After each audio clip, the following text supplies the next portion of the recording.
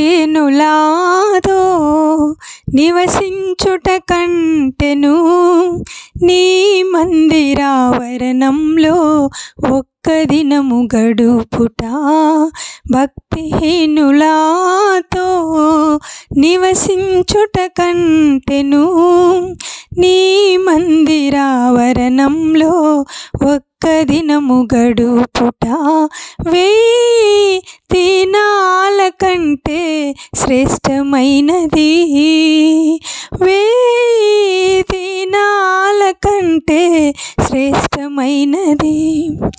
ప్రియమైన వారలారా, దావీదు మహారాజు కీర్తనలు 84లో ఒక మాట అంటారు, నీ ఆవరణంలో ఒక దినము గడుపుట 1000 దినముల కంటే శ్రేష్టము. భక్తిహీనుల గుడారములలో నివసించుట కంటే నా దేవుని మందిర ద్వారం వద్ద నుండుట నాకు ఇష్టము.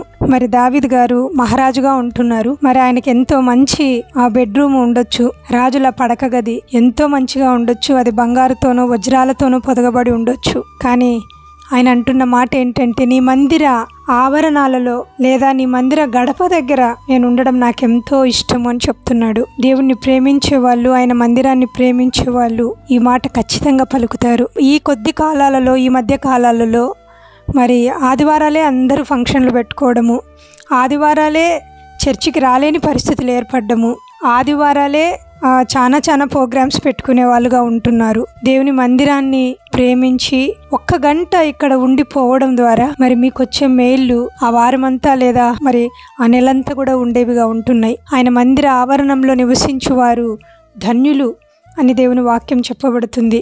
వారు నిత్యము నిన్ను స్తుతించుతారు అని కీర్తనలు 84:4వ వచనంలో చెప్తారు.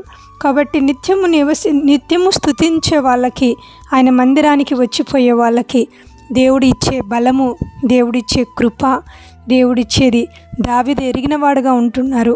కాబట్టి మీ జీవితాల్లో మందిరానికి రాకుండా ఆటంకపరిచే ఏ ప్రోగ్రామ్ అయినా కావచ్చు.